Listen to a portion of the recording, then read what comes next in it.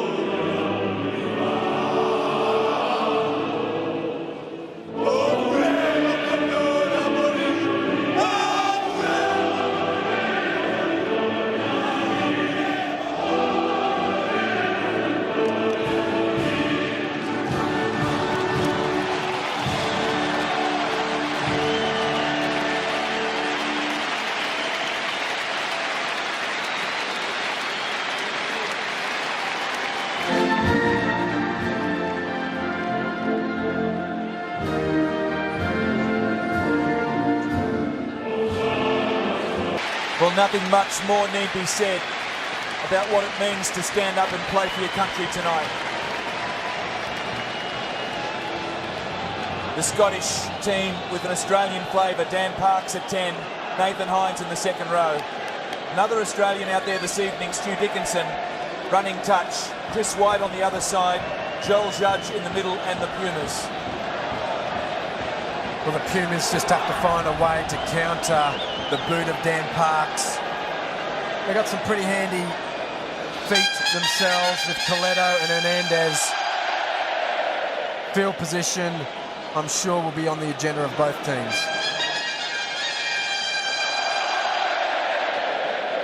Joel Judge would have stayed up last night to watch France defeat New Zealand in the second quarter-final, I'm sure. And the streets of Paris have been alive with song.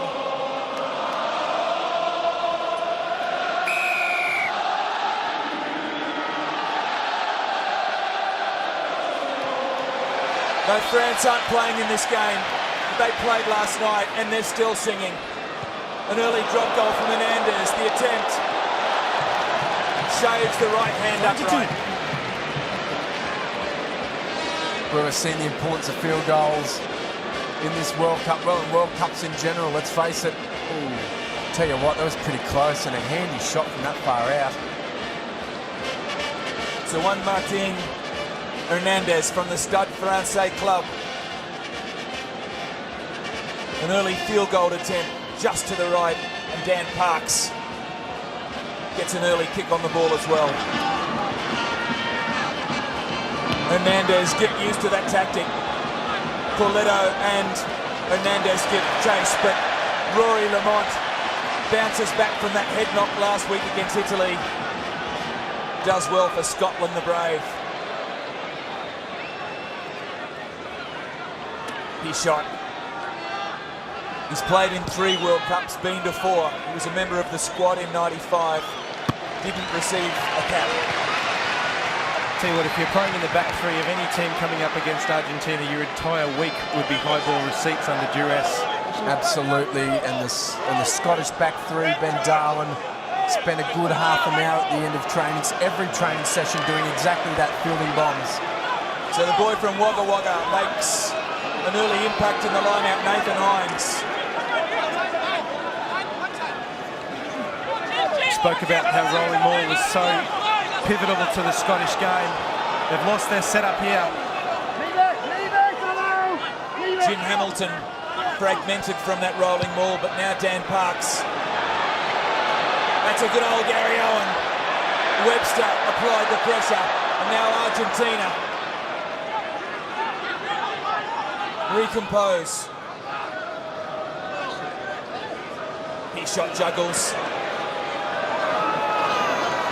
The pass to Longo Ilia.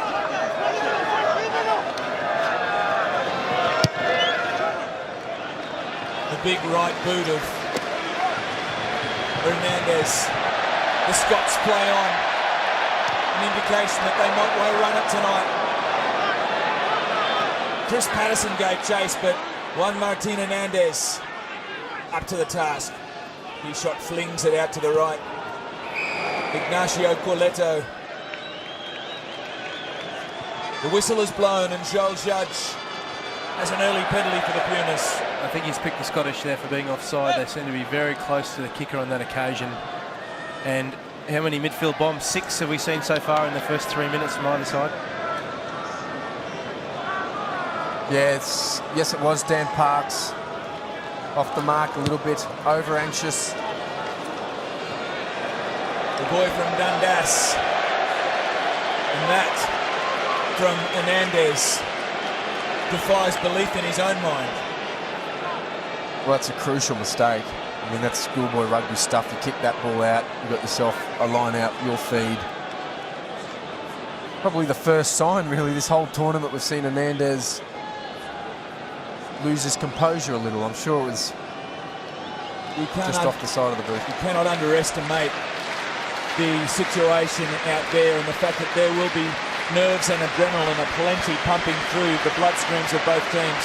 You see Ian Murray there wearing a really different type of boot. It's a low cut with rubber underneath and then studs off the bottom. And it's like wearing a sand shoe with studs on the bottom. And sometimes when you get that low cut boot, the foot will slip out and the boot will start to fall apart as it has there.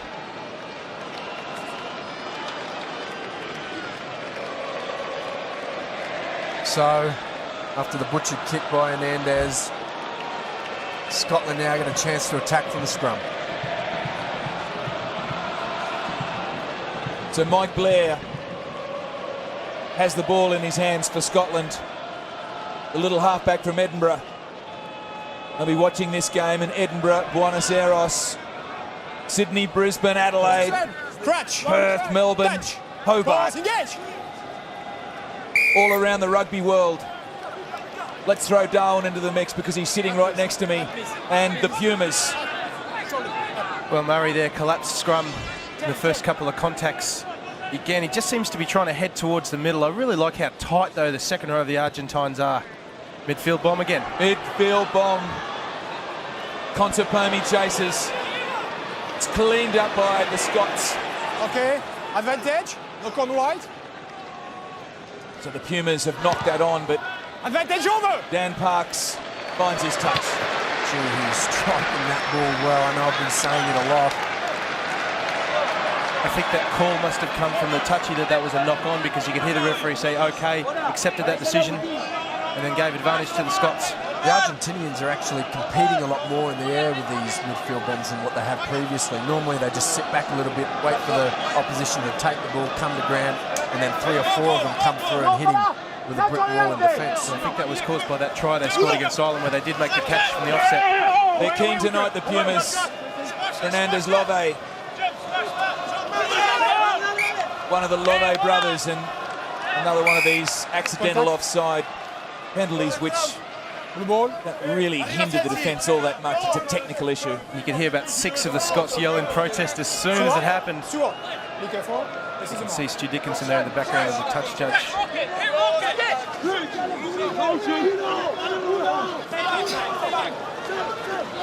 So Blair and Parks back inside. Webster leaves it behind.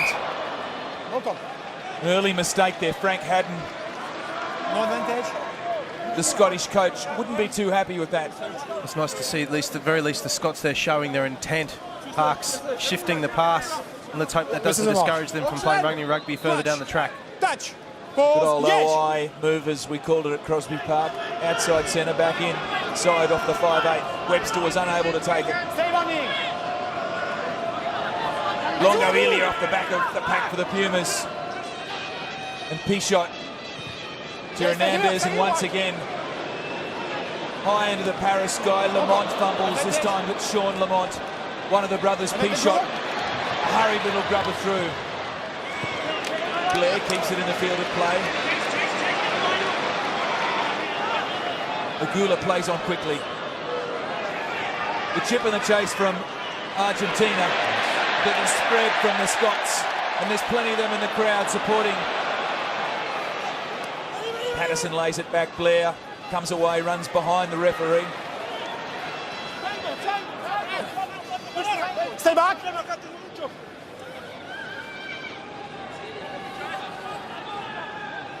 So the Scots, through their skipper Jason White, pick and drive, but the defence was solid. This time Parks again. He grew up in Dundas.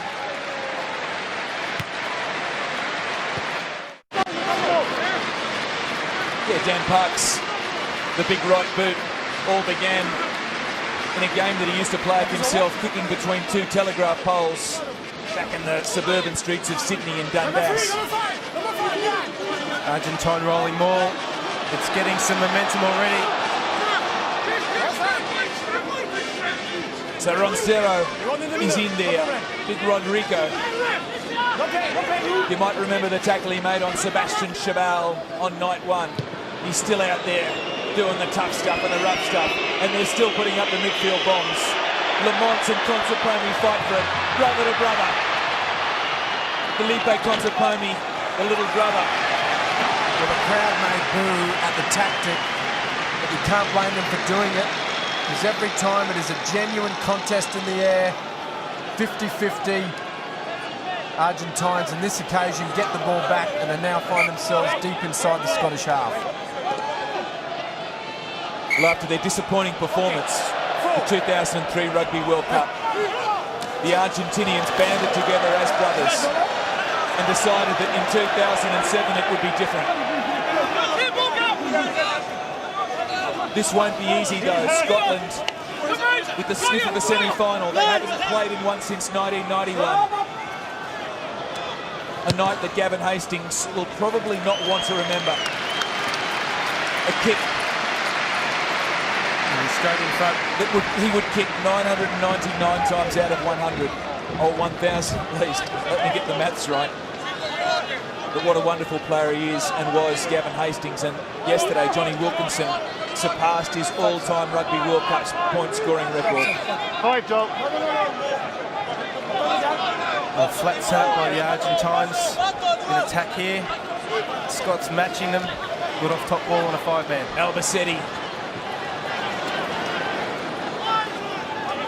It's strong from Argentina. Fernandez Love.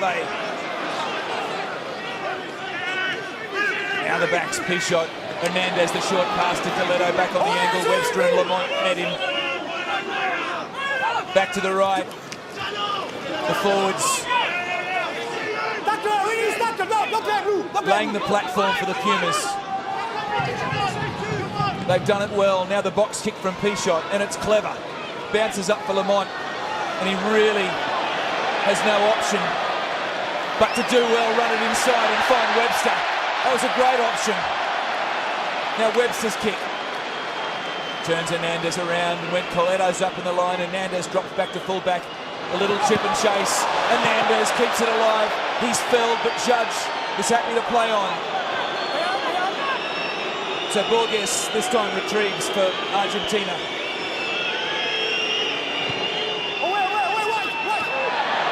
Not such a great kick from Lucas Borges. The pass from Blair looked forward. Patterson kicks ahead. Forward pass. And we will come back for the forward pass from the touch judge.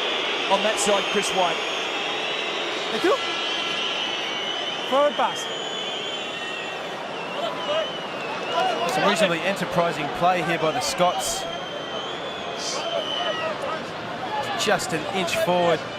A lot of chipping and chasing going on at the moment. The defensive lines of both teams pretty sporadic.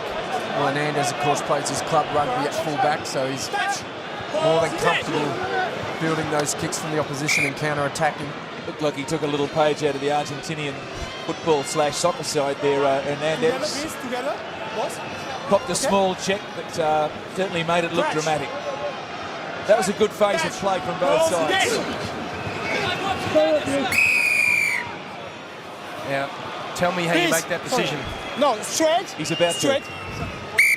Doesn't mean it's right.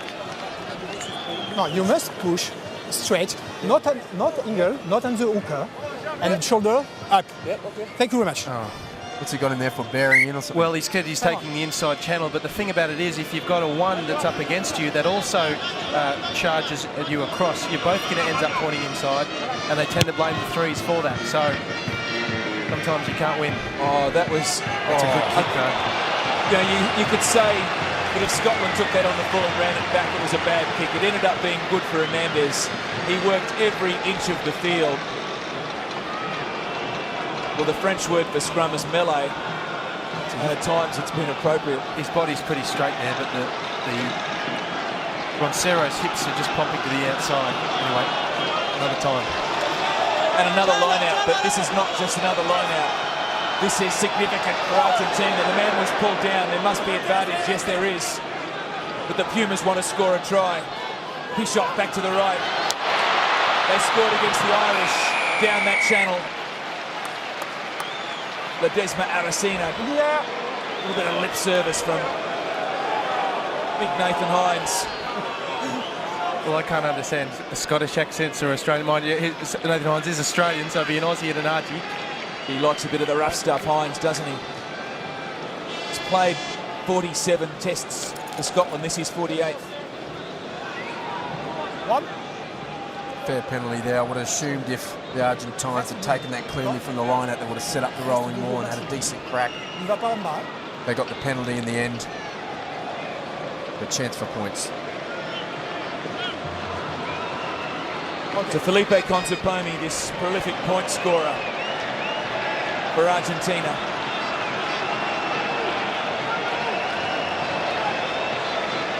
After 13 minutes, size is up. The first opportunity for points.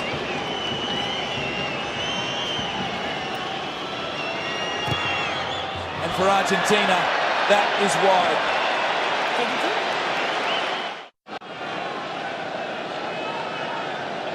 So Dan Parks ensures that his players are onside. The spiralling drop kick. His shot finds a kicker. Coletto gives chase, but that was so very well done from Mike Blair. Courageous take, and even more courageous. We'll get to see it again, hopefully. Absolutely exposed himself to the opposition in his attempt to get the ball back onto his side. That when forwards see that, it's like a red rag to a ball. Let's have a look. Watch here. He hits the deck and watch ball straight back. Those ribs. See a couple of forwards, Argentinian forwards, frothing at the mouth. So bravery from Blair, and that provides this chance to Dan Parks. Be close to 50 metres out. He has the long-range boot on this evening. Chris Patterson is another option. I wonder if Chris just doesn't want to wreck his 100% kicking record. Well, Dan Parks has 100% as well in this tournament. So two pretty good options to go by. will it be maintained? Parks. Has he got the distance? Yes, he has. 100% for Parks. So Scotland draw first blood in this fourth and final quarter-final. Jim Hamilton not so clever with the restart. No, restarts are absolutely crucial after you finally get points on the board. You want to take that cleanly, set a good platform, and then boot the ball down the other end of the field. The Scottish now find themselves on the defensive. So Roncero exchanges hands and Albacete comes away with it. Through the backs, Webster kicks it ahead. But the whistle of Judge sounds in the distance. Knock on by the tackle. Well, knock on by the attacker, Time off. so Chris, the mark. He didn't see that Scotland gained an advantage out of that kick through. It's 3-0 to Scotland. So Alistair Hogg receives attention. Will look for the knock on from Scotland. well, this is what has confused me, because the referee, I swear, said knock on by the attacking side. Maybe there was a Okay. knockdown there from the defence. Yeah, I think the referee just Fucked his lines up. Yeah. Catch. Pause. Engage. All things considered, this is a wonderful position on the field to be attacking from. Gonzalo Longoilia to Pichot. Here they come through Corletto. They find the 22 and maintain possession. Pass from Pichot. Mendes Love met solidly. Rodrigo Roncero drives with the assistance of the big boys behind. Argentina. They're at the end of the field where they like to play, Advantage. but they've knocked it on. So the Scots are doing well at the breakdown. They're doing well at the breakdown, and they're defending the pillars either side of the breakdown very well. So Webster's pass inside to Lamont. I think advantage is over. Still advantage. Blair and Parks once again, and the right boot of Dan Parks out to the open. That's his preferred side.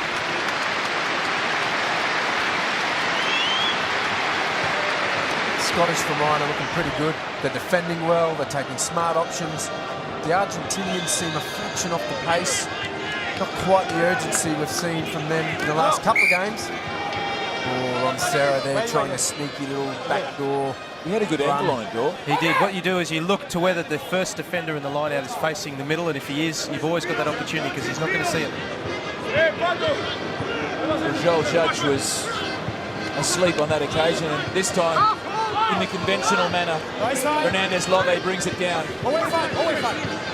Lazy, this World Cup, every time you see a rolling maul, you see a body of the opposition underneath it. It's a pretty brave thing to do. There's another one. Pay on. The Argentines, they're very patient in everything they do, whether it's pick or go or rolling maul. They'll just hang around and wait. They've got a pretty good recycle. They've backed themselves in this aspect of the game across the tournament. No play 7. The ball there for Pichot now.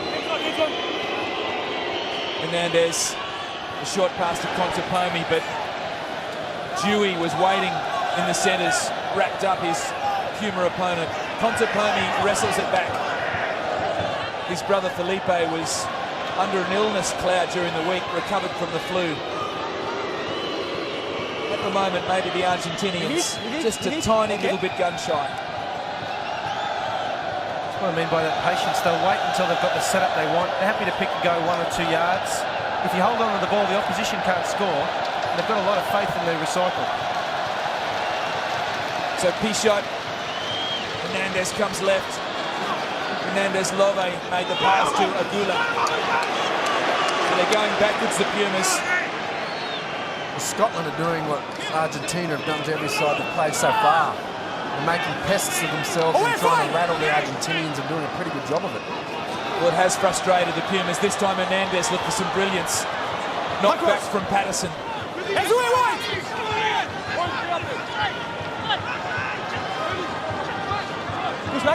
This time the Scots play the patience game. Parks hoists it high. You can see the fiery blonde hair of Lamont chasing through, but Augustine Pichot, like a good captain, leads by example. Back inside, Contepomi towards the traffic. He was met by Jason White.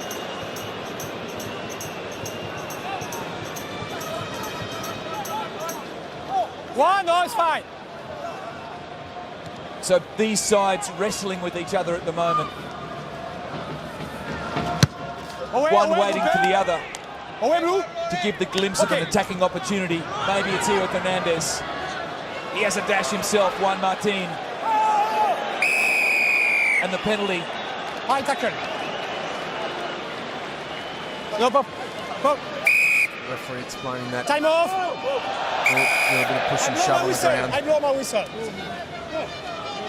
Well, Hernandez resenting the tackle. Come on. Question is, Time off. Okay.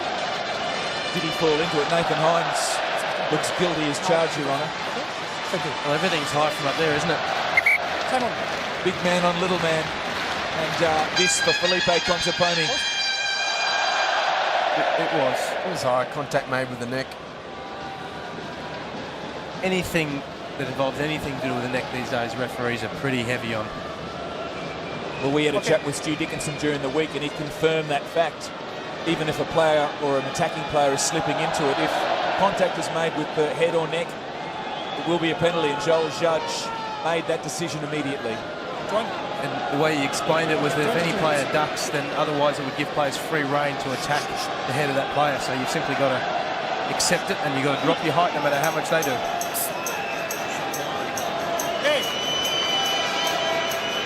So can Felipe Contepomi make amends for his last miss? He lines it up. Bisects the sticks. It's 3-all. So we're all square at Stade de France. That trumpeter is everywhere.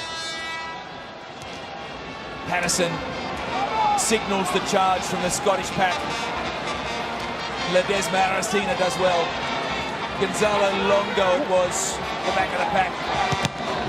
Charge down from Scotland. Play on. Corletto 22. has no option to ground the ball and will come back for a 22.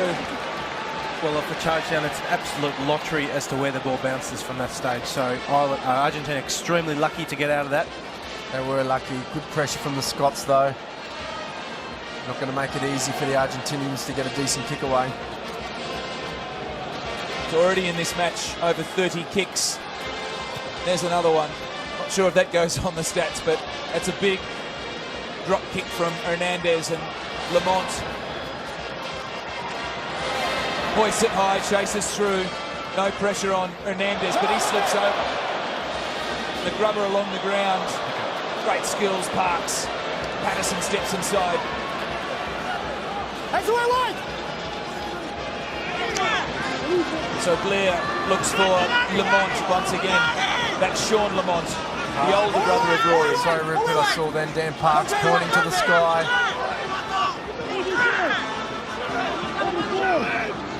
So Parks has signalled his intention and Ben Tune had it 100% spot on. That is high in the sky. The Pumas let it bounce. This time they come away with it through Agula. And the penalty again. Rack form. And then the rack. So to be honest, we didn't expect a spectacular affair of the running rugby variety that perhaps the Fijians promised this afternoon. It has been a kickathon in the true sense of the word. I think the statistic might be telling in this game, and we'll never know what it is, but it'd be high bomb recovery. How many of the ones you catch and how many of the oppositions you get back? It's going to be interesting to see who strays from their game plan first, because it really comes down, as I said, to a battle of wills. So the game of chess continues, and the Argentinians playing for territory, that is the reason behind the kicking game, and they have it right here, right now. An attacking line-out. Ledesma Aracena, one of a few balding forwards for the Pumas, finds Fernandez Love. Away free. It's good, Away 5. bustling stuff from Scotland. Good counter maul.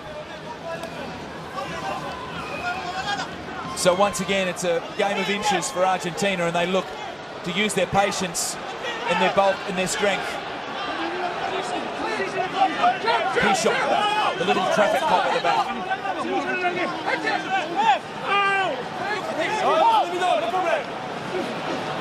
Alistair Hogg makes a nuisance of himself, but Ledesma comes away with it. Scott's doing a good job of setting themselves nice and low for the pick and go. Going to reduce the options of the Argentines. So the Pumas transfer the point of attack for the rolling maul, and this time Fernandez sets himself for the drop goal option. That's off the side of the right boot. Good pressure from the Scots. They read it. And they play on through Lamont. Fell on his head last week, but he's bounced back to join his brother in the field of battle. Squeeze ball. Squeeze ball. Please. Well, this is again, technically, this is called bridging. Having said that, if you're in the Scottish forwards who've just worked so incredibly hard to deny the Argentines everything, you'd go over and slap them in the face. Don't do that. Don't run it back in that sort of opportunity. Oh, true, yeah, sorry, Bendone, you're dead right. His option was totally wrong. I was more commenting, I guess, on the decision of the referee. I mean, you would see that 10 times at least in a game. Now, bridging is the man coming straight over and placing the ball between his legs. The referee will argue there that he's not allowing the opposition a fair go at getting their hands on the ball, which technically he is right, but He's laying the egg, isn't he? he is laying the egg. And as I said, technically he's right, but gee, we see a lot of it. It's a pretty recent thing, making it illegal bridging. It was massive in the '99 World Cup. So the decision from Lamont in the first place is one that he'll regret. It gives Contepomi this penalty kick to take Argentina to the front.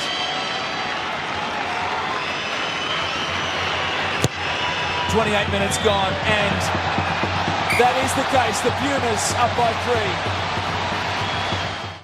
3. So Felipe Contepomi spent a lot of the week in bed with the flu.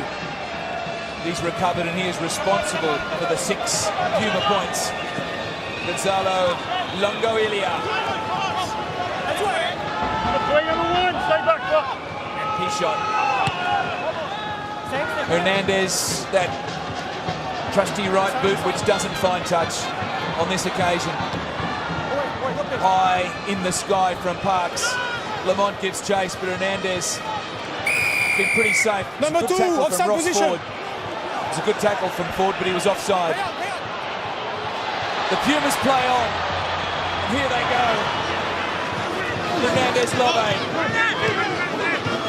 The good work continued there from the front row of Argentina. Ledesma Aracena. He shot.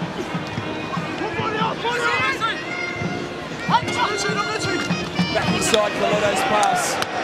It's good defence from Scotland. The pass from Patricio Alvacetti, ultimately forward to Colotto. You hit the nail on the head, Rupert. Great defence from Scotland. They're being aggressive, getting in the face of the Argentinians. Hernandez, One more. in general, not a happy chap. So the stats on tackles. That free kick was for the Argentines having one more player in their defensive line out than the Scottish did. Scots have made almost more than 4 times the tackles that Argentina have, on the stat board anyway. They've defended stoutly. Now they have a chance to attack. Blair. Big Jim Hamilton crashes back towards the pack, and this time Parks. Right boot again. And Agula sends the kick back this time. Intercepted from Dan Parks. Good hands. Lamont keeps it in the field of play. Or did he? He was certainly outside his 22, and Stu Dickinson runs it all the way back. What a bizarre option, because he was inside his 22 to start with. If he wanted to kick it out, just stay there. Having a bad day, Lamont. Well, he copped a bad head knock last week, and surely still not feeling the effects, but Frank Haddon would be asking the question in the grandstand. He wouldn't be hanging around his forwards if I were him later on. Twice the hesitation from Lamont. Twice a decision to lament.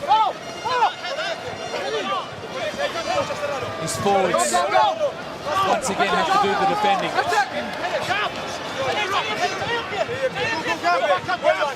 The thing with the Argentines, we learned from guys like Noriega and Hassan, is just how strong they are in the upper body. Celso is one of those. Roncero, Ledesma, Aracena, but the Scots have wrestled it away. Charge down. Longo Ilia gives chase. Gonzalo. He scores the try. Up there, Gonzalo. Longo Ilia. Jonathan Catlin is upstairs. It is a try or not try? And our mate, Rory Lamont, Missed it again. It's one of the two brothers. a little bit of a hesitation.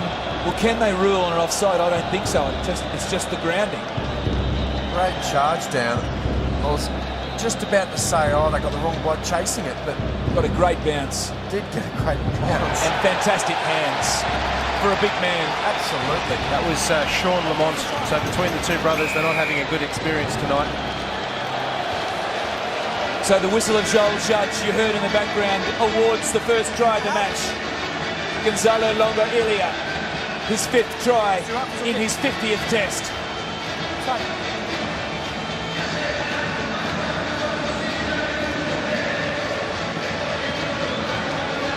If you think the music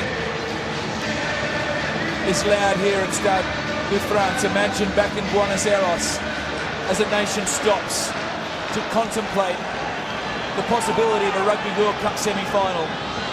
They made the quarters in '99. They were dispatched by the French. Contepomi adds the extras.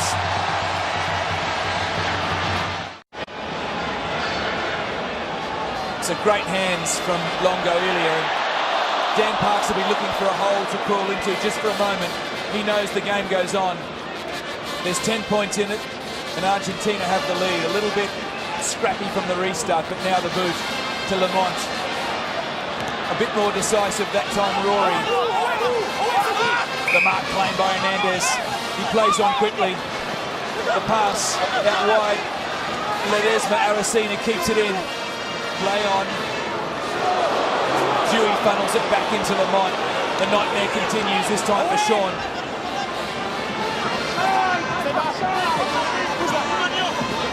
So Blair and that right boot of Parks. The try scorer back inside to Corletto. And Ignacio finds his touch. The Scots take the line out quickly. Set it up midfield.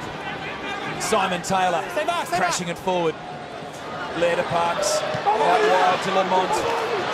Sean takes the tackle of Little Agula. Great work, Agula. Still an amateur for the Hindu club in Argentina. And Augustine Pichon Such a wise head on experienced shoulders. And the Argentines, you can see they're going to just continue to turn up the heat on the Scottish via their field position. The last try purely came from being inside the Scottish 22 and putting pressure on their kick. No, he wasn't there. So that time the penalty against the Argentinians for pulling Jim Hamilton down in the line-out. Yeah, he was still in the air. The Argentines there, Albacete actually took hold. You can see he's in the air now. He's already started to come down. You really can't make impact on a player until his feet have hit the deck. Under 15, please. That's more a safety issue more than anything else. Seeing guys in that scenario flip straight onto their head, it can be pretty dangerous. Well, they get up so high, don't they? As you'd know, Cheney doing the lineouts last week. It's scary. It's a wonderful piece of television. Invalides the backdrop. McCall the hooker. Woods the halfback. Tune jumping in 4. Then Darwin the coach. As Scotland try to execute something similar, they do well. Blair to Parks, and this time Webster slips. Gets up and goes again. Less than 4 minutes to go, and the Scots would dearly love to answer back with points. So the Pumas drive over the top. Joel Judge finds fault. Roncero looks bemused, but I guess you take your fate into your own hands in kicking range when you drive through the opposition ruck. And that's the discipline I mentioned before the game. I think initially he wasn't too bad. He was actually coming through where he's supposed to. However, he got a little bit carried away. Yes, stay cool. But you're right, inside this range. Quite possibly, it might not have been a direct illegality, but you give the referee every reason to blow a penalty in that situation, especially when you're going one out. And this area of the field, referees can be particularly sensitive to that kind of thing. It's just not worth the risk. Not when you've got this butt kicking. So Parks kicked the first.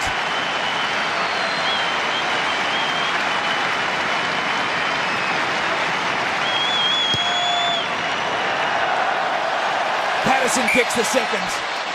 For Scotland, 3 + 3 = 6. They trail by a converted try in the shadows of half-time. The colour of the crowd comes to life. Well, there's still a chance, the Scottish. They've got to get their recycle back on track. They've got to defend their way back into this game. So Celso, the tap down from the restart, it was a good kick from Hernandez. Hernandez Love finds Longo Ilia. This is the other brother. Juan Martin Fernandez Love. He shot. Finds the Rodrigo Roncero. Back to the left they come. And it's Fernandez. Well, it was actually Celso who was dispossessed on the run. Big, the ball is here. No, it's a tackle.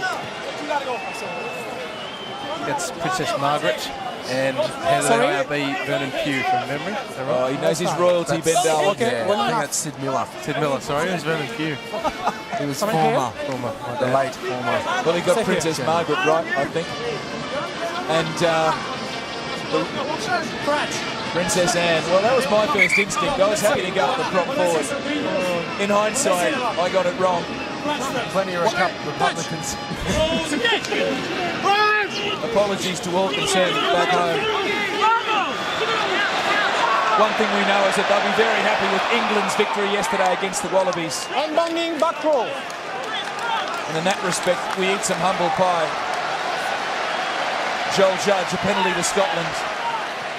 Yeah, he's pinged the Argentinian back row for not staying bound. Breaking too early. I guess in their enthusiasm to put plenty of pressure on a Dan Parks kick, they ended up giving a penalty away.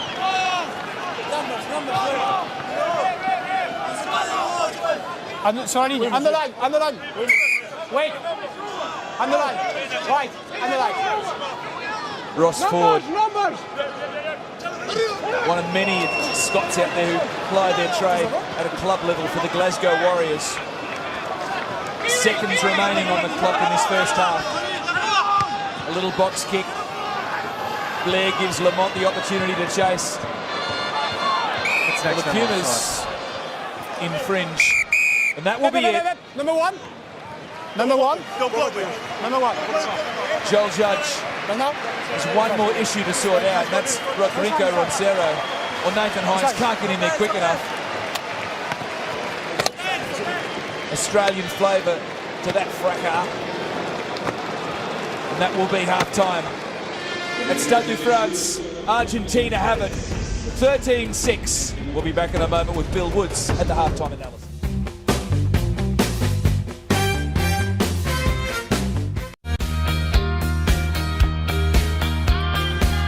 The Scots have still not missed a kick at goal in this Rugby World Cup, but one thing that they are stuck on is their quarter-final performances. Remember, they went to the semis in 1991, but since then they've not only lost all their quarter-final matches, but they've conceded 30 points or more in every one of those defeats.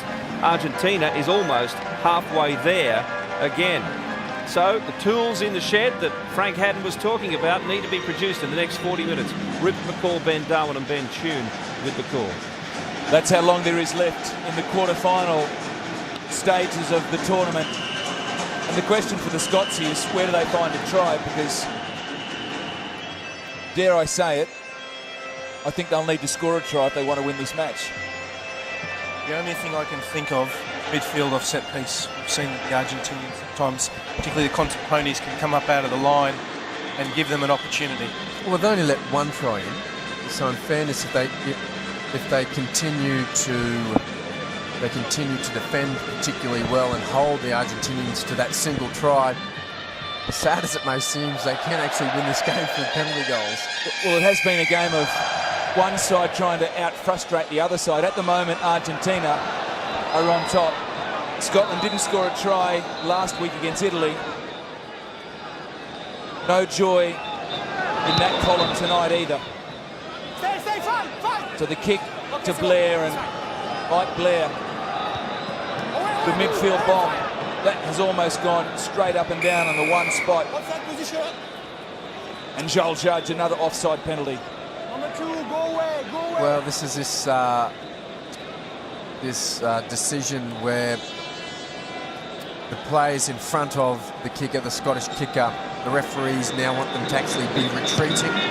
So not just standing their ground and waiting for the Scottish player to put them on side. The referee wants them to be actually moving backwards. It's a bit hard when the ball gets put up and down on the same spot. That's what I was thinking.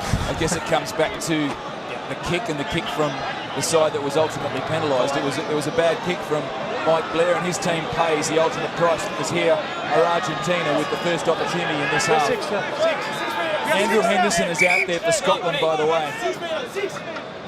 He knows how to score tries. He scored 3 against the Irish a few weeks leading up to this tournament. Gonzalo Longo brings it down to the blue and white of Argentina. Leave it alone. 8 and 6. And Argentina, a side who has been able to mix up the tactics of kicking and frustrating with the art of scoring tries. They have the advantage. P-shot almost slices through. And the penalty. One blue player collapse. Tackle in the ball. Well, that's just gifting Argentina 3 points. Tackle in the ball. Not even 2 minutes into the second half. Ill discipline from the Scots. Dragging them all down. Again, the Argentines are so patient in everything they do. They just get in that red zone, the pick and go, they maul until the Scots make a mistake. 3 more points. I guess I could understand the Scots wanting to pull that down if